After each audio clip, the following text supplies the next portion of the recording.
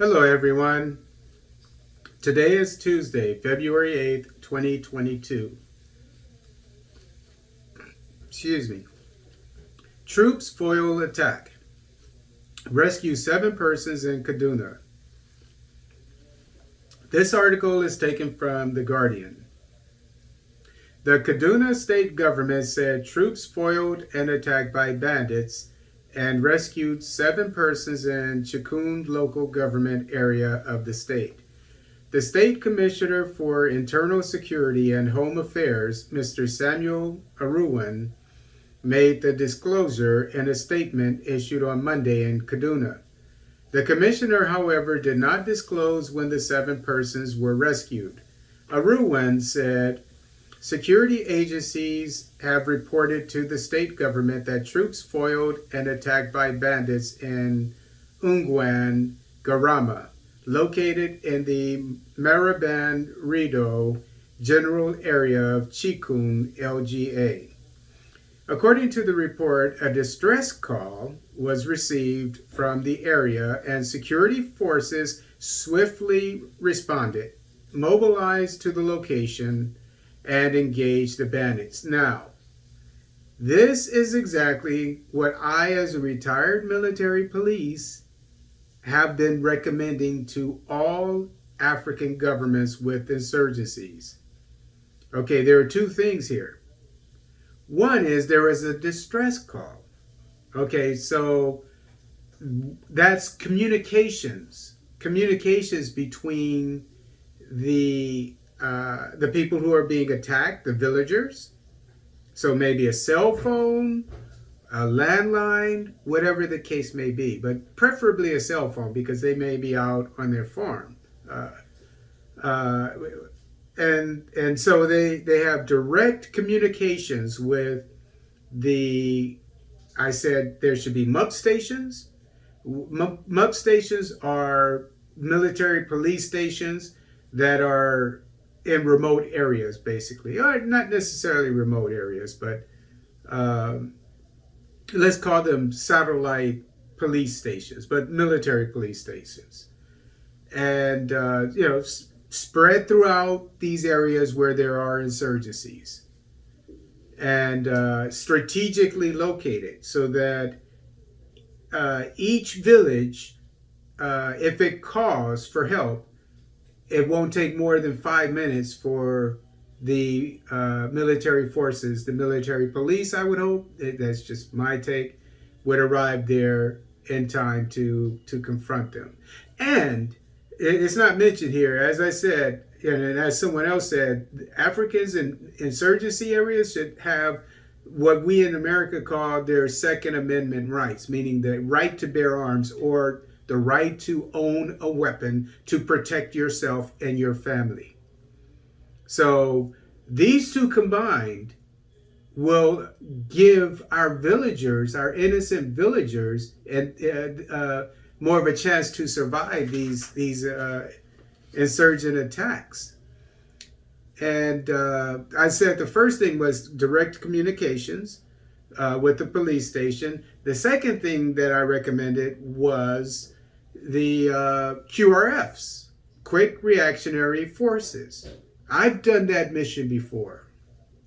And basically is, so you have your police stations, as I said, your MUP stations or, your satellite police stations. But you can even have, in addition to that, people in tents or whatever. And the thing you have to understand about QRF is they rotate. And when we did it, we were out there for, I think it was a week, maybe a month. And, but that's up to the local commander.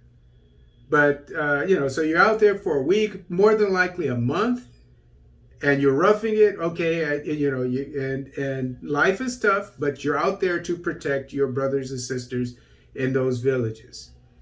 And so, and so that's what a quick reactionary force is. Maybe they had it, I don't know. But this is, if African nations with insurgencies would do these 2 things that I recommended, this is what would happen.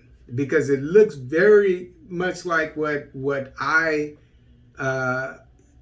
imagine would take place, what I'm sure would take place if they would implement those two measures that I mentioned. After an intense exchange, the superior firepower of the troops forced the criminals to flee in disarray. That's another thing. I've recommended many things based on experience. And this is military doctrine, by the way. If you are fighting the enemy, you want to have superior firepower. Isn't that? It said exactly what I've been saying. That's exactly what, word for word, those two words. And it comes from U.S. military doctrine. Superior firepower is what you want. In other words, if the enemy has AK-47s, and that's generally what they have, but they also have machine guns. They have the grenade launchers. So they have, and grenade launchers can do a lot. They can blow things up. But if you have, if you have weapons that have bullets that are this big compared to their weapons that have bullets that are this big, their weapons are going to be, their bullets or firepower is going to be coming in, toom, toom, toom, toom, toom, toom. Yours is going to be going out, and they're going to have to escape, and so the bottom line is superior firepower. So part of this is knowing what the enemy has, and I've seen some of the stuff that's been confiscated. But you have to have superior weapons to the insurgents. The security forces exploited the withdrawal route of the bandits and were thus able to rescue 7 persons who had been kidnapped. He explained that all the rescued have been reunited with their families. The commissioner said that Governor Nasir El-Rufai commended the security forces for their spirited efforts and speed of response. Again, it goes back to that QRF that I was talking about and the communication, but he's saying that they got there fast, and that sounds like QRF to me. He congratulated them on the safe rescue of the 7 citizens. The governor conveyed his warm regards and best wishes to the rescued persons. Security forces have sustained patrols in the general area. Okay, and that's another thing that I said. Once you respond to an incident, you need to leave security personnel there, which calls for more boots on the ground. You can't just be on the offensive like infantry. You have to be able to leave people behind to secure those areas that you just freed or provided help to with military police.